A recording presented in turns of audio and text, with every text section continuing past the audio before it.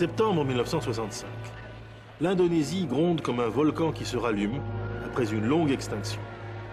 On apprend en 2 journées à peine que le président charismatique mais très affaibli Ahmad Sukarno a été victime d'un malaise, puis qu'un coup d'État d'extrême gauche vient d'installer une junte d'officiers libres, et enfin que cette junte à peine constituée s'est effondrée sous la pression d'un contre-coup d'État des principaux généraux de l'armée hostiles à ce développement révolutionnaire. Second pays d'Asie orientale après la Chine, situé à un carrefour stratégique et maritime essentiel, l'Indonésie vacille sous le choc, puis bascule dans de terribles massacres. C'est l'un des tournants fondamentaux, et pourtant mal connu encore, de la guerre froide. Or, la jeune République indonésienne, vieille de 16 ans à peine, avait semblé démarrer sous de bien meilleurs auspices, démocratiques et pluralistes. À quoi ressemblait-elle alors? Colonie des Pays-Bas, au moins depuis le XVIIe siècle à Java, l'Indonésie s'est appelée les Indes néerlandaises jusqu'en 1948, date à laquelle l'ancienne métropole reconnaissait l'indépendance du pays, décrétée par les nationalistes 3 ans plus tôt, le 17 août 1945, quelques jours seulement après la capitulation des Japonais qui occupaient l'archipel depuis 1942. L'évolution de ce pays semble d'abord suivre un cours parallèle à celle de son grand voisin, l'Inde de Nehru.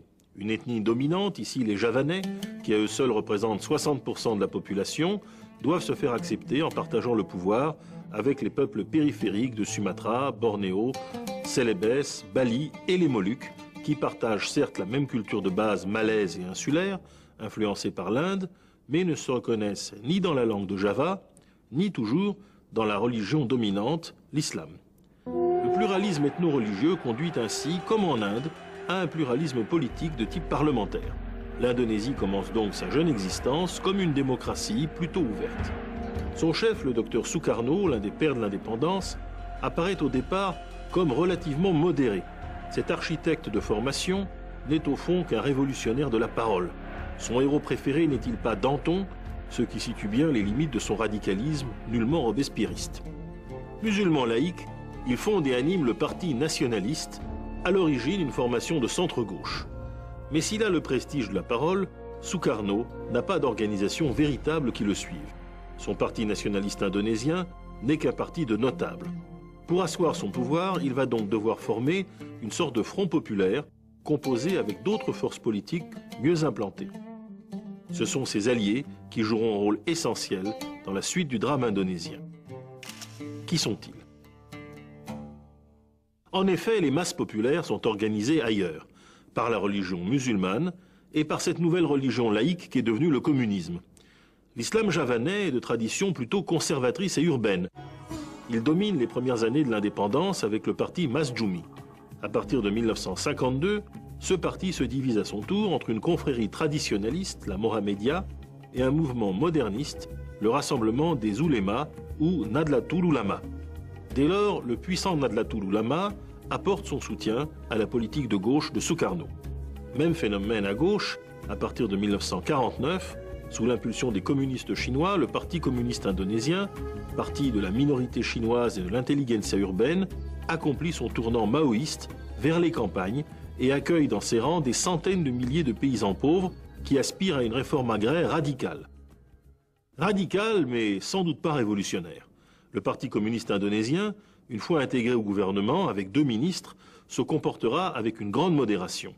Si son chef, Aidit, lui-même ministre, demande l'armement des milices populaires au président au début de 1965, c'est sur une base totalement légaliste.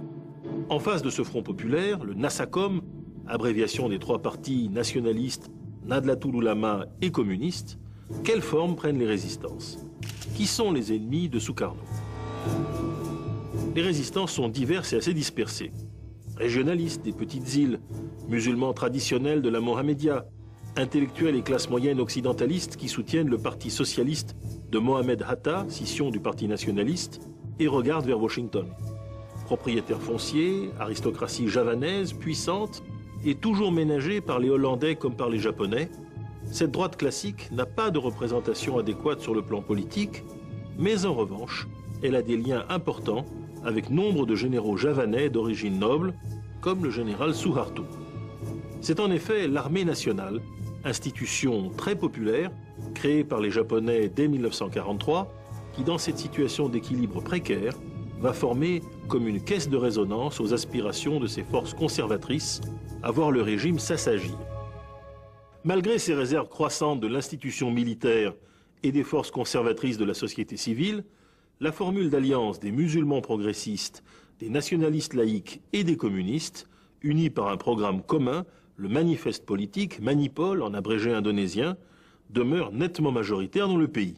Cela devrait permettre à Sukarno de gouverner avec une relative facilité. S'il y parvient de moins en moins, c'est en raison de ses erreurs répétées. Tout d'abord, démocrate incertain, Sukarno s'impatiente devant les résistances et lorsque la situation économique se détériore, il commence à changer les règles du jeu. Dès 1957, après le triomphe diplomatique du premier sommet du tiers-monde réuni à Bandung, à Java, Sukarno, décidément plus proche de Nasser que de Nehru, décide de renforcer ses pouvoirs en décrétant le passage à la démocratie dirigée. Un an plus tard, en 1959, Sukarno dissout le Parlement et l'année suivante interdit les partis d'opposition musulmans, le Masjumi, socialistes et démocrates chrétiens. Désormais, l'Indonésie est une dictature, mais cas unique, une dictature de 3 grands partis populaires associés et majoritaires ensemble dans le pays, bien qu'un seul en réalité, le Parti communiste, partage les idées de plus en plus radicales du président et de son entourage. Celui-ci est en effet rapidement passé d'un non-alignement quelque peu balancé à une alliance de plus en plus affirmée avec la Chine de Mao, surtout depuis qu'en 1962, les 2 principaux dirigeants communistes, Aidit et Lukman, siègent au gouvernement. Or, l'Indonésie est le point de passage principal de tout le trafic maritime entre le Japon et l'Europe, entre le Moyen-Orient pétrolier et l'Asie non communiste. Les États-Unis et la Grande-Bretagne, présentes encore en Malaisie, s'inquiètent donc très sérieusement. Tout à la fois manipulé par les Chinois, obsédé par son rôle et le souci de son rang, conscient enfin des réserves qu'il inspire, Sukarno s'engage dans une fuite en avant extérieure. Il réclame d'abord à la Hollande un morceau de la Nouvelle-Guinée, autrefois partie intégrante des Indes néerlandaises, l'Iriane, et il l'obtient sans tirer un coup de feu en 1963.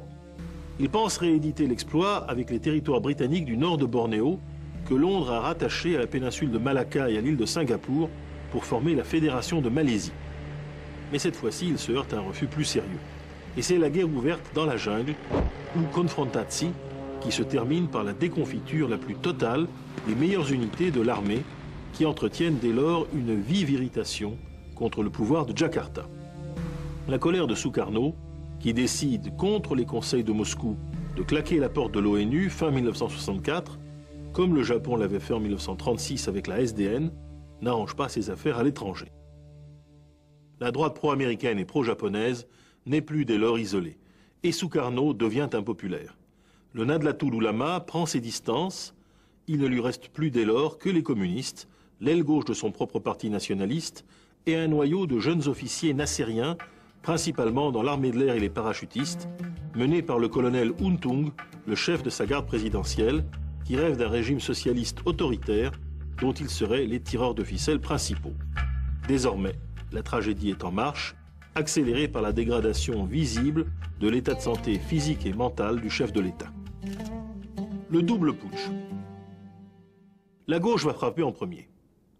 Le colonel Untung avait sans doute fait des préparatifs en cas de maladie de Sukarno pour éviter une prise de pouvoir légale par les chefs de l'armée alliés à la droite traditionnelle. Le malaise cardiaque passager mais authentique du président précipite dès lors la crise. Dans la nuit du 30 septembre au 1er octobre, les comploteurs de gauche auront massacré avec la plus intense sauvagerie le chef d'état-major, Yani, et 5 de ses principaux adjoints. C'est beaucoup et c'est pourtant insuffisant. Untung a raté son coup, car s'il a liquidé par surprise 6 généraux et non des moindres, d'autres lui ont échappé.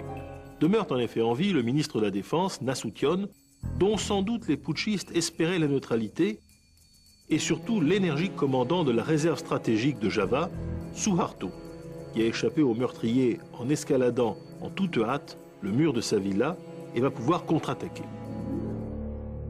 En quelques heures, la situation se renverse. Les mutards rassemblés sur une base aérienne auprès du chef de l'aviation, le général Dani, font leur soumission. Suharto prend les choses en main. Il fait mine de croire que le coup d'État était dirigé contre Sukarno et, sous l'autorité nominale du président, commence à rétablir l'ordre, d'abord à Jakarta, puis en province. Les opérations menées par les unités d'élite de l'armée se transforment en bains de sang. Elles occasionnent la mort de 87 000 personnes officiellement, sans doute de 300 000 dans tout le pays. Chinois, syndicalistes paysans et intellectuels communistes sont particulièrement visés. Médusés par la popularité locale de la répression, les communistes qui avaient tout misé sur leur alliance avec le pouvoir d'État et l'aile gauche de l'armée sont pris de court. Ils s'effondrent sans vraiment combattre, leurs dirigeants sont assassinés un à un, Aidit en tête. Leurs cadres intermédiaires sont internés au nombre de 250 000, leurs sympathisants définitivement terrorisés. Sans que Hollandais, Anglais ou Américains aient tiré un seul coup de feu, l'Indonésie, pays clé du tiers-monde, vient de basculer pour 35 ans dans le camp occidental et la dictature, bien plus efficace celle-là, de Suharto, après 2 ans encore de pouvoir purement nominal de Sukarno. Ce succès stratégique considérable de l'Occident aura néanmoins une suite paradoxale. Fort de ce triomphe à bon compte, le président Lyndon Johnson voudra intensifier l'action américaine au Vietnam. Et là, il se heurtera à des paysans communistes autrement récalcitrants. Mais ceci, aurait dit Kipling, est une autre histoire.